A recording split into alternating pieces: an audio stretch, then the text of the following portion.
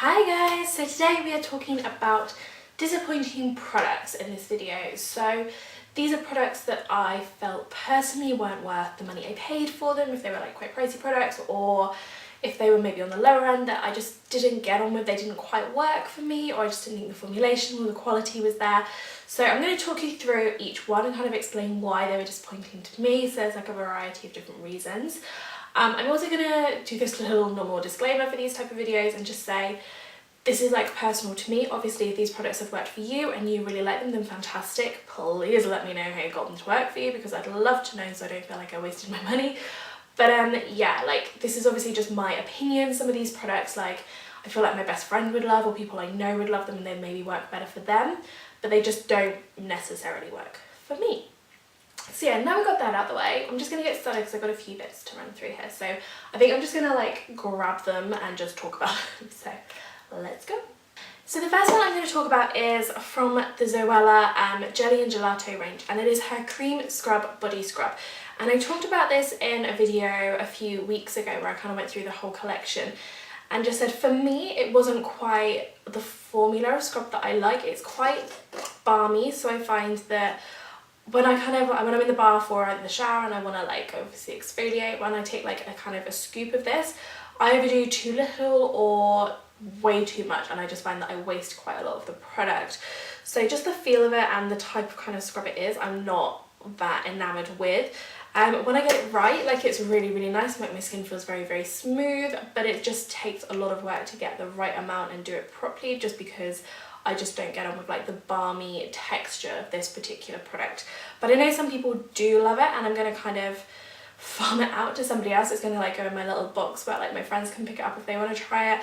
But for me it just wasn't there in terms of, so yeah, for me it was just a personal preference. I just don't like the balm type texture of this, but if you do like it, then it's a really nice scrub. Like the grainy bits are quite large, they do get rid of quite a lot of like dead skin and everything like that, and you do feel super smooth. I just don't really like the texture of it, so that's just my personal opinion, but it does smell amazing. And then the other body product I've got that was disappointing for me is the Lush Sleepy Body Lotion. So again, I spoke about this I think at the end of August, from like my 5 New Things August products. I was using this and I was so disappointed with it. Loads of people raved about this online and said it's like changed their life, it's like really helped them to sleep, it's really helped their anxiety, all of this sort of thing. And I don't suffer from anxiety, but I don't sleep very well, so I did buy this thinking it might help, or at least like I would try it, and it just made no difference at all. I wasn't a fan of the scent. It basically, I love lavender, but it was lavender mixed with oatmeal, and my husband would tell me I smelled like lavender porridge, which isn't great. So the scent wasn't really that great. The consistency of the lotion wasn't very nice either. I found it didn't really sink in very well. Like it was quite slippery, slidey, felt quite oily, and it just didn't sink in very quickly. It just kind of sat on top of your skin for a little while. So for me as a lotion it didn't work, and then even as like that whole trying to help you go to sleep or like relax you or whatever, it just didn't do it either. So it was just like a lot of thumbs down for me for this particular product, which is such a shame because I do love Lush products in general, but for me it just wasn't there at all. And this is going to go to my best friend who does suffer from anxiety in the hope that maybe it will help her. I don't know, but at least it's kind of going to go to a good home, and hopefully they'll like it more. But yeah, it just wasn't there for me. Okay, so I've got one skincare type product and then the rest is all makeup. So the skincare type product is the La Roche-Posay Effaclar Duo Plus Unifront. So this is their tinted version of the Effaclar Duo. Now I love the Effaclar Duo, I think it is brilliant. I like always have one in my drawer. As soon as I run out I like go and get another one, and I just find, I don't use it every day, but I do find it's really nice when my skin is feeling particularly blemishy, or you know, when I have those hormonal times of the month. It just helps to kind of keep everything in check and just keep my skin looking quite calm and nice and smooth. So I was quite intrigued when they brought out like a tinted version. I was like, this would be great for days where I don't really want to wear any makeup, and I can just put this on as I would normally with the Effaclar Duo, and it could just add a little bit more coverage. And I just find it doesn't really add any coverage. I know it's obviously a tinted cream, but I would still expect something, and I didn't really get anything. And I just found it didn't really do, I guess, what the Effaclar Duo does anyway. I just didn't find that it was smoothing anything. I just didn't find that it was kind of getting rid of any of those blemish marks or anything like that. So I found that it just didn't really do a great job of adding any coverage to my skin, even just a little bit, and then it just didn't do what the original product does. So let's talk about this. And I'm hoping I've just got a Duff version of this, but I brought this a couple of years ago. This is a Real Techniques stippling brush, and loads of people raved about it, loads of people went on about it and really, really liked it. So I was like, I'm gonna pick it up, and I thought like, it'll be really good for like cream blushes and cream products and things like that. But within like a week, the bottom part had like broken off, and then it just sheds all like it's just been shedding all like the brush hairs and fibres, and you can see like here I just like managed to pull a load out. So it's kind of going up like that, so I just can't use it. It is going to go in the bin after this video. I'm hoping I've just got a Duff one, but I mean, even when it was like not shedding as much, like I still didn't find it buffed things in as nicely as maybe my buffing brush, or I just didn't really reach for it as much as I thought I was going to, or reach for it as much as like other people seemed to. So yeah, that is going to go in the bin because it just looks ridiculous now. Okay, so let's move on to some makeup, and these are products that I do like. I just found that they're so expensive for what they are, and they're just not worth the price tag. And they're the By Terry Ombre Black Star eyeshadow crayons. So I've got them in Misty Rock, and I've also got it in Bronze Moon. And it is like very pretty, and it's a very unusual colour. I really do like the colour, but I just find that it doesn't. I just find that if I'm going to spend £28-ish on an eyeshadow crayon, it should at least last for the day. And I just find that these didn't very well. And then Bronze Moon, again, really, really pretty colour, and I do use them. So this is like, so yeah, they're beautiful, beautiful shades. But I just find that the staying power isn't particularly there with them. I've tried eyeshadow primers, I've tried putting them on top of like powder bases or cream-like base eyeshadow products, and nothing seems to work. And I do find that actually, unless you blend them straight away, then they don't really blend very well. They're quite hard to blend. But yeah, I just find that if you're going to pay like, I think this was like 56 quid for 2 of these, they don't last all day, they don't blend particularly well, and I just thought it was a little bit of a waste of that amount of money. And then something from a similar vein is this. So this is the Hourglass Ambient Lighting Surreal Light Edit palette. It's a long name. And it is beautiful. I really, really like it. It was like 60 something pounds, but I got money off, so I didn't spend that much on it. And I'm quite glad I did get money off. The products are beautiful, but I do find that not all of them I reach for, not all of them I use. I don't really use this strobing highlighter. It is like a beautiful sort of shade, but I just find there's not a lot of highlight to it. It doesn't really suit my skin tone, and again, there's not that much pigment to it, so I found that was a little bit disappointing. The bronze is beautiful, like I do really like it, but again, it's quite like a light bronze, so it's not quite the right shade for me. And then the powder's like it's just kind of like the setting powder is quite nice. Like I'll happily go with that, like that I do use. And the 2 blushes I do use, but they're not ones I reach for on a daily basis, and I much prefer my other single blush from Hourglass, the Ambient Lighting blush in Luminous Flush, I think it is. So I think for the price I paid for this, I definitely don't get enough use out of it. It looks beautiful, and I think if you were paler, potentially this would actually work really, really nice for you. But I mean, I'm not particularly dark skinned, like I'm usually going for some of the palish out like foundations like from the drugstore and things like that. But I just find that these particular ones don't necessarily work particularly well for me, especially like the strobing powder and the bronzer, and I just don't reach for it enough to justify the fact that it was like 60 odd pounds.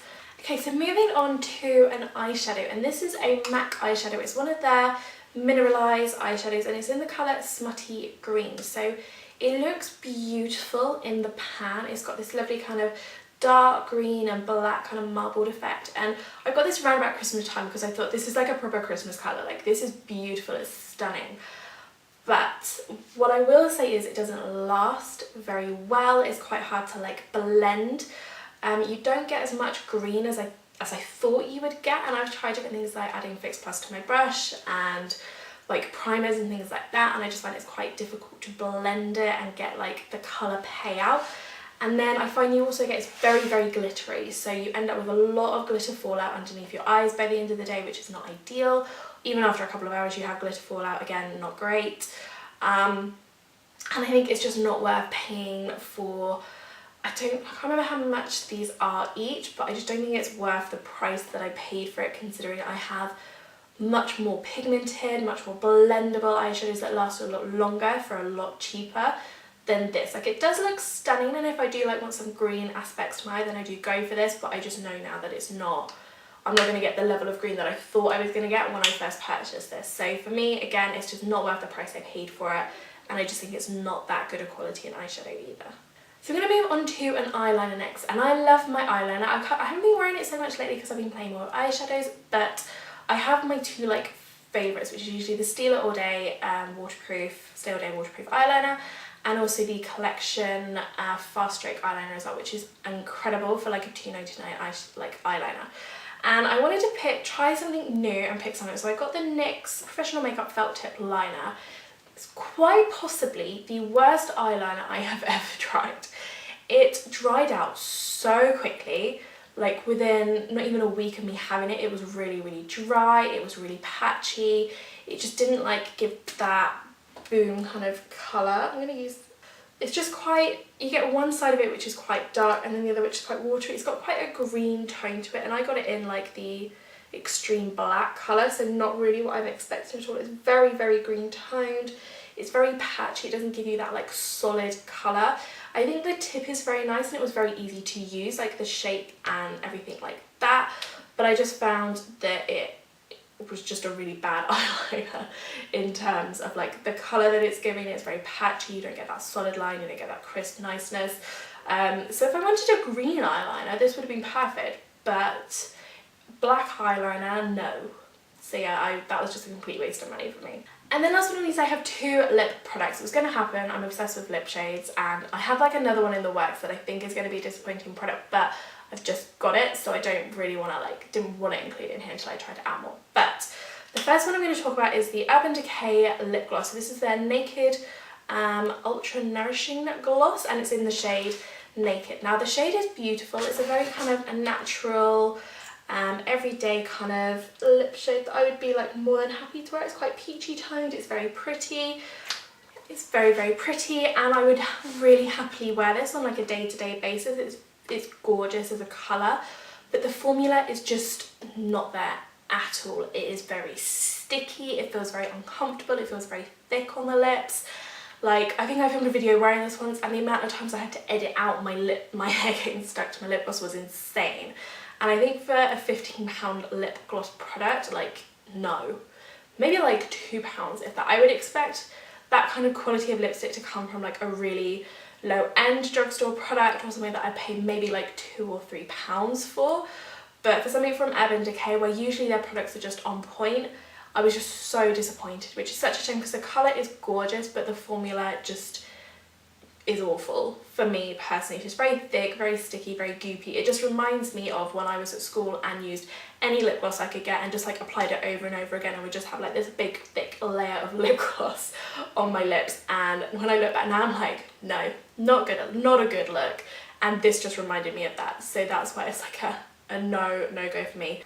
And then last but not least is something that has been very hyped up, and a lot of people really like this, but there's just a few things about it that I don't particularly like, and it is the Tanya Burr Matte Lip in Martha Moo. Now the shade is very pretty. I think it's a little bit too yellowy toned for me personally, but yeah, the shade is very pretty. It's a lovely kind of everyday matte lip colour that you can get away with, and it just looks gorgeous and it smells really nice. The packaging is beautiful. Everything about this should be really nice. However, I find that it's just very sticky and tacky on the lips, and I have tried a few different things, and I have found that if I put a tissue over my lips and dot it with powder, then it does go down. It's not as sticky, and like it's not that sticky then, but I feel like I don't want to have to do that to a product, if that makes sense. I don't want to have to do something else to a product to make it work. It's just a lot of effort for me personally, so that's just what I find with this. I do think it's quite tacky and sticky. Having said that, the colour is beautiful. It is comfortable in terms of it's not thick, it's not watery, it's just quite nice and creamy and whipped, which is what I like about sort of some of the liquid lipsticks. I think if it was like that and it wasn't sticky and tacky, this would be up there with some of my favourites. But yeah, I do still wear it because I do really like the colour, especially over like spring. It was gorgeous. It's really, really pretty. And I think the applicator is quite nice as well. It's quite long and thin, so it's quite easy to be quite precise with it, so that's good. But it's just the sticky and tackiness that really puts me off. So that's why it's in this product. You can make it work if you have the same issue by like doing that powder trick, but again, I feel like I shouldn't have to do that to make a product work, if that makes sense. So I do still wear it, I do still use it, and I am still going to have it in my collection. But that's just what I feel about it, unfortunately. And that's it. I hope you liked this video. Please give it a big thumbs up if you did, and let me know if you would like to see maybe more of these. Don't forget to subscribe. It would absolutely make my day. There's new videos every Tuesday and Thursday. So yeah, I hope you all enjoyed it, and I will see you all again very soon. Goodbye.